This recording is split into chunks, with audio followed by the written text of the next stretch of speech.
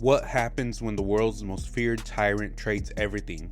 His power, his titles, even his soul, for a single life. In One World Under Doom, Issue 9, we dive into the most emotionally charged chapter of Victor Von Doom's reign. This isn't just about politics or power. This is about legacy, sacrifice, and the one person who pierced Doom's armor, Valeria Richards. We'll break down the flashbacks, the cosmic bargains, the fallout across the globe, and the final confrontation between Doom and Reed Richards. Alright, so let's get into it. So this issue opens up with something we don't usually get from a Doctor Doom story. Flashbacks. And not just any flashbacks, but memories between Doom and Valeria Richards that are legit gonna make you feel something. Like, the first one takes us way back to when Valeria was just a baby, and we see Doom holding her in his arms. And he's not doing his usual supervillain monologue. No, he's making a promise. He tells her, "I place you under my royal protection, little Valeria. If anyone is ever foolish enough to strike at you, they will deal with me." Then we jump forward in time a bit. Valeria's now a toddler, and Doom is showing her around Latveria. Reed and Sue are watching from a distance, probably low-key nervous about their daughter bonding with Dr. Doom of all people. But Doom tells them, here in Latveria, Richards, Doom demands that children always get a good night's sleep. Doom is out here conquering nations, but also makes sure kids get proper sleep schedules. That's hilarious. We get another memory where Valeria was working at a computer. She's basically a genius already, and she just casually asks Doom, "Can we have ice cream later?"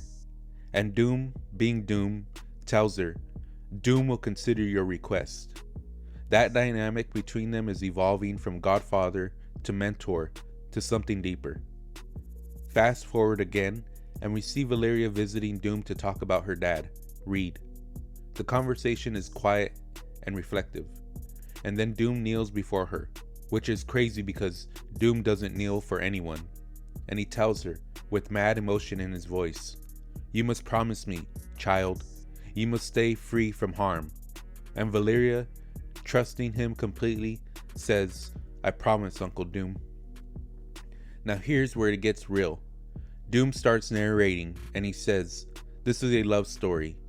He continues, "It's about a great king who never allowed anyone to touch his heart, and his goddaughter, who claimed it so easily, so gracefully, that he never once noticed it happening." And that line right there is powerful, because we're talking about Victor Von Doom, the man who's built walls around himself thicker than Latveria's borders, and this little girl just walked right through them without him even realizing it. Doom keeps going. The great king protected his goddaughter. He cared for her and taught her things her parents could not. Across the entire cosmos, she was the only one who was, to him, special. And across the entire cosmos, he was the only one who was, to her, special too. And when his goddaughter died, the great king's heart, which he had never allowed anyone to touch, broke forever. We snap back to the present, and we see what Doom is talking about. On the battlefield in Latveria, Valeria is lying there lifeless. Doom stands over her body, and his voice is barely a whisper. "No, Valeria, no." Now the issue takes us to this ethereal, haunting scene. It's like the afterlife, or some in-between space where souls hang out before moving on. And we find Doom talking to Valeria's spirit. She tells him, "I'm too old for fairy tales." But Doom responds with his quiet gravity, "I know, but stories have power. And at present, stories, Valeria, are the only thing holding your body and soul together." She considers this for a moment and asks, I see. What happened next?" So Doom starts telling her what he did. He says, "The great king did all that he could, but he could not save her. He could not change the past. In fact, he could not change anything. Her body was rotting, and her soul was gone." And as he's narrating this, we see what actually happened. We see Doom gently gathering Valeria's broken body. Her leg is literally detached, and he's reattaching it with magic. cradling her in his arm with this rare tenderness. And in the background, Reed and Susan Richards are watching, completely devastated and helpless. Like, imagine being the smartest man in the Marvel Universe and not being able to save your own daughter. That's gotta be rough. Doom continues his story, and so the great king voyaged to places mortals were never meant to go. He breached the home and refuge of the gods who called themselves the Vishanti. They had extraordinary powers over life and death. They could choose, if they wanted, to fix a mistake. Now, for everyone who doesn't know, the Vishanti are basically the top tier magical entities in Marvel. They're who give Doctor Strange his power. So Doom going to them makes sense, because if anyone could bring Valeria back, it would be them. But here's the thing. They refused to hear what the king was saying, and so the great king forced them to listen. And this is where we gotta talk about how magic works in the Vishanti's realm. Doom has exhausted all earthly magic trying to save Valeria. But in the Vishanti's dimension, magic is powered by emotion.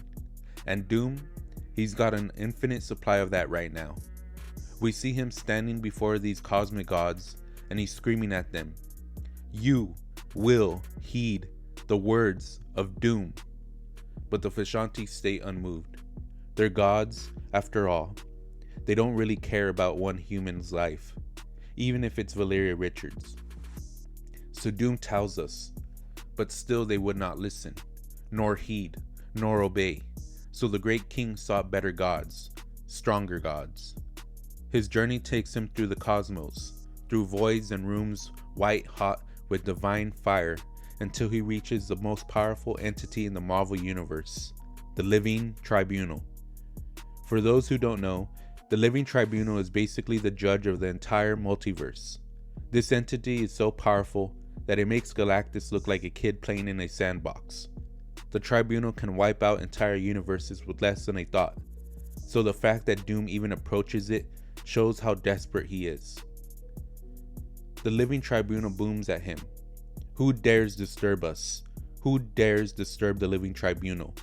And Doom, holding Valeria's lifeless body, doesn't flinch. He tells them, "Doom dares. Tribunal, this is Valeria Richards, and she has died, and I require it to be otherwise. I will offer you anything you desire." Now the Tribunal responds with something cold.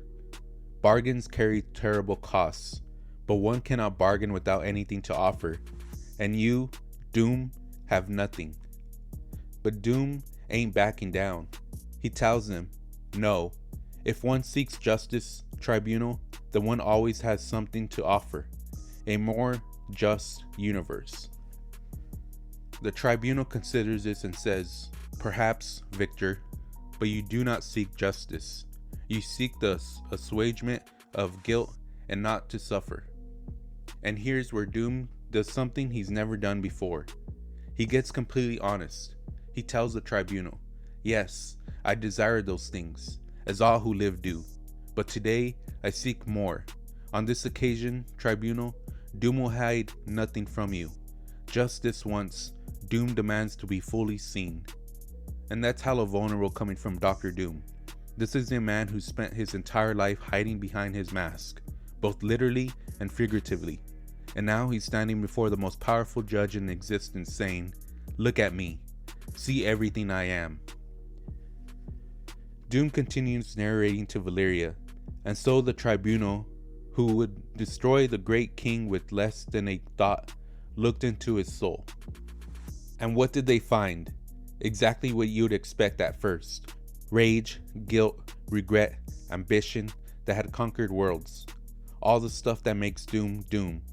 But then, buried in all that chaos and darkness, the Tribunal saw something they'd never seen in Victor Von Doom before. They saw love. Not love for power or conquest, or proving himself better than Reed Richards. No. They saw that Doom had come here not for himself, but for his goddaughter. And that's what tipped the scales. Because to love someone is to place their well-being above your own. And the Living Tribunal recognized that truth in Doom. Doom finishes the story. And thus, just this once, the Living Tribunal granted the great king his desire. You are going to live, Valeria. You are going to live. But Valeria, being the genius she is, immediately protests. No, uncle, you told me everything has a cost, and the tribunal must have extracted some terrible. Doom cuts her off gently. There is a cost. Of course there is. I will pay it. Valeria studies him and says, You've lost the title of Sorcerer Supreme.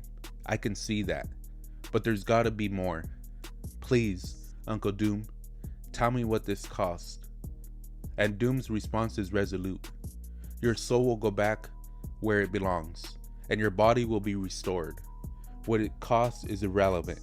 You will return to Latveria, and Doom, only Doom, will deal with the consequences. Moments later, Valeria steps through a glowing portal onto the battlefield in Latveria, and the Fantastic Four lose their minds. Susan gasps, Oh my god, Valeria. Ben Grimm stammers, You're okay? And Valeria just nods, I am. Reed, completely overwhelmed, asks, What happened? What did he do? And Valeria tells him with quiet certainty, He did what he promised he'd do. To all of us, Dad, right at the start of this. Doom saved me. The family rushes to embrace her, and it's this beautiful moment of reunion. But while the Richards family is celebrating, the world is trying to figure out what just happened. We cut to the global media grappling with Doom's disappearance and everything that's gone down. One anchor reports, continues to feel the effect of Doom's shocking disappearance and apparent abdication of his global throne, claiming victory. The world's heroes move quickly too, and we don't get the rest of that sentence. Another adds, pre-recorded messages, Doom released a cure for vampirism, but regretted still greater miracles could only be achieved if he were again restored to power. Only Doom could save you, he said, and only Doom will save you once more. More coverage rolls in. Borders have been closed as world leaders, claiming they were influenced by some form of Doom mind control, try to unwind his influence. The Avengers, of course, have been silent as to whether this was actually. And then another voice cuts in. Claiming refugee status, however, with the Department of Immigration retroactively invalidating any citizenships issued during Doom's rule, hundreds of thousands of lives have been thrown into chaos. And finally, further explosions in the capital. If you're just joining us, supporters of the deposed emperor again confronted military police. So basically the world is in complete chaos. Doom is gone, but his influence, that's still everywhere, and people don't know how to deal with it. Then we get these voices from ordinary people, from citizens trying to process what Doom's departure means. One man speaks with conviction. These heroes robbed the world of Doom, that's all. Couldn't stand he was actually getting things done. They rejected the gift of Doom, but they had no right to do that for us. They had no right. He insists that while Doom may be gone, his ideas remain, and they're not going anywhere.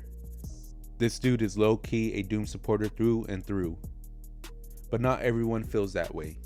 Another voice, a woman, scoffs. United Latveria? Ha! The heroes saved us from that preening fool. We're free again, and we never needed Doom to tell us what to do. Her anger is real, and she's basically threatening violence towards any Latverian who crosses her path. A second woman dismisses Doom's exit as just him being dramatic. Doom spun giving up the world as this noble act, when really it was just him looking out for himself. Being all, you can't fire me, I quit. He lost. Get over it. But then another man speaks with straight up reverence. The heroes didn't beat him. Doom gave up his world to save a single soul, his goddaughter. He's a real hero, the best of us, and he will come back to save us, and screw anyone who says otherwise. So you can see the world is divided.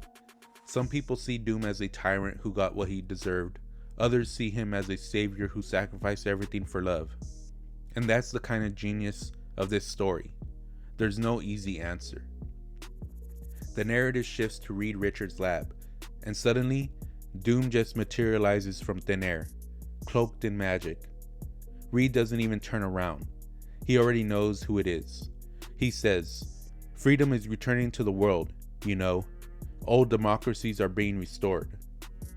Doom replies coldly, "And old dictatorships too, and old borders, old iniquity, old suffering, old lies, old hate." An interesting concept of freedom you have, Richards. Reed doesn't flinch. "We're in a worse place than we were before you. Coups, instability, expulsion, and the gulf between those who still support you and those who don't is being filled with violence and terrorism. The way you left our world, Victor, it has scars. You should know that Latveria without you is..." Doom interrupts. "Tell me, are you enjoying it? The fruits of your labor?" And here's where Reed gives Doom probably the most honest assessment he's ever given him.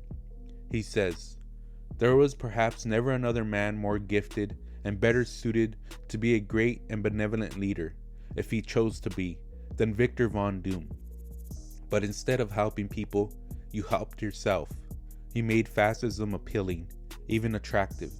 You sold it to the good people as a reasonable option, and it destroyed all it touched, including you, Victor." Reed continues, and you can hear his voice rising. "You sacrificed your own citizens to prop up a hollow promise of peace and prosperity, and when you were revealed, you demanded still more sacrifice, more suffering, just to keep yourself in power. You have left our world a far worse place than you found it." That's brutal. Like, Reed is not holding back here. He's basically telling Doom that despite all his power and intelligence, he made the world worse, not better. But Doom stands firm. "No, I have realized the dreams of Sargon, and of Alexander, and Augustus, and Osman, in ways even they never could. My only fault was to take over a world that had you and your ilk in it. I've learned that any plan for world liberation..." Reed cuts him off. "You mean world domination." "Liberation, Richards," Doom corrects, "is destined to fall unless the initial steps of this plan is to destroy you self-proclaimed heroes first. Thus, I have not lost. I have merely postponed." Reed starts to protest, but Doom silences him. "But I did not come here to discuss philosophy. I came to make a demand of you." Reed's answer is immediate. The answer is no. Doom tells him, "It was not a request, Richards. I'm dying." And that stops Reed in his tracks. But even knowing that Doom is dying, Reed tells him, "I won't save you, Victor. What you've done, I don't know how to forgive it. I won't save you. I need you to understand that." Doom nods. "Of course not. You are as incapable of saving Doom, Richards, as you are of defeating him. That is not what I demand." Reed responds, "What you're asking, the answer is still no. You've got some trick, some scheme, and Doom interrupts again. "I traded my life for hers, along with my titles and my planet and my soul. She is well, Valeria?" Reed replies softly, "She is." Doom breathes out, "Then it was worth it." And that moment right there, that's the whole point of this issue. Doom traded everything, his life, his power, his soul, for Valeria, and hearing that she's okay makes it all worth it to him. But Reed remains skeptical. You wouldn't do it selflessly. You've got some plan, Doom cuts him off one final time. "Silence. I will not spend my last moment here enduring your vain, facile, endless objections. But Richards, take good care of my world." And then, just like that, Doom fades. He dissipates into nothing. All that remains is his mask falling to the floor. Reed picks up the mask, and inside it he finds Doom's final will and testament. And this is where things get sketchy, because we're told that upon Doom's death, a copy of this document gets inscribed within every book, computer system, and information storage device on the planet.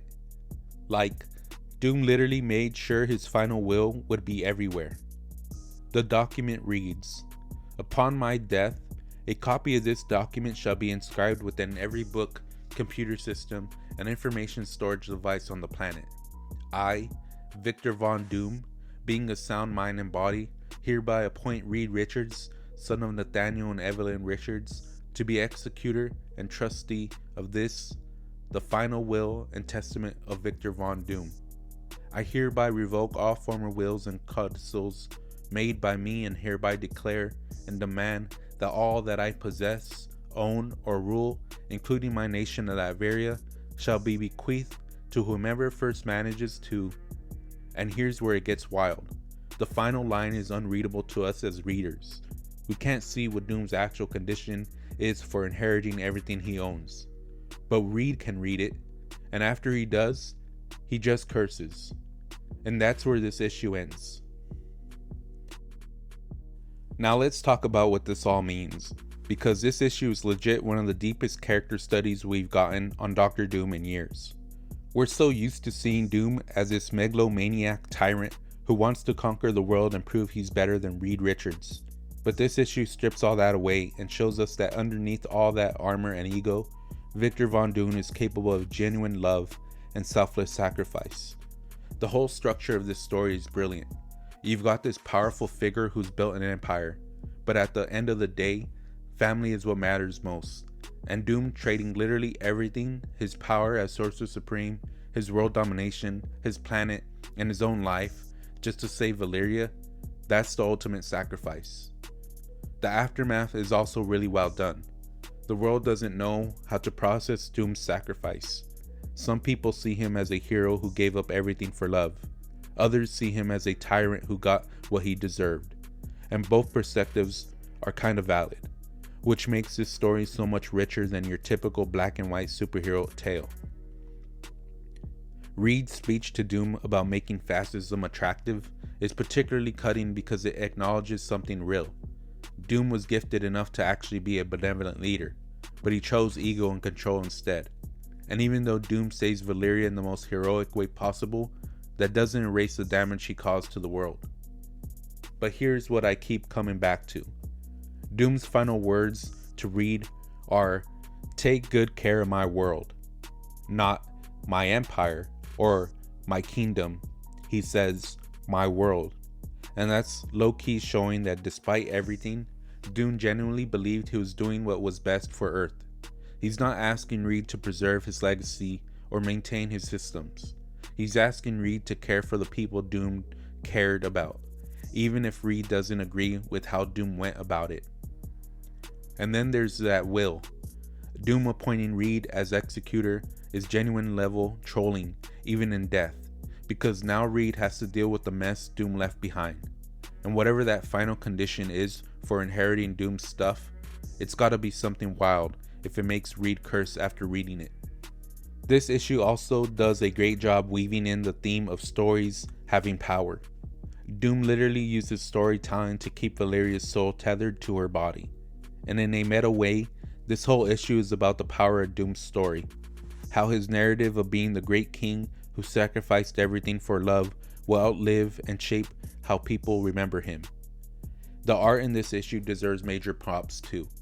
The scenes with baby Valeria and young Valeria are so tender and well drawn that you can feel the bond between her and Doom without them having to say much. And the cosmic scene with Vishanti and the Living Tribunal are also epic and otherworldly. So yeah, One World Under Doom issue 9 is basically asking us, can someone who's done terrible things still be capable of genuine love and heroism?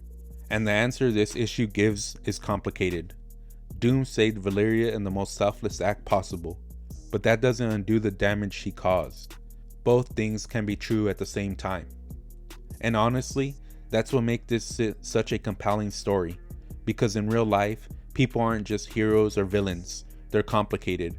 And this issue shows us that even Dr. Doom, one of Marvel's greatest villains, is more complex than we sometimes give him credit for.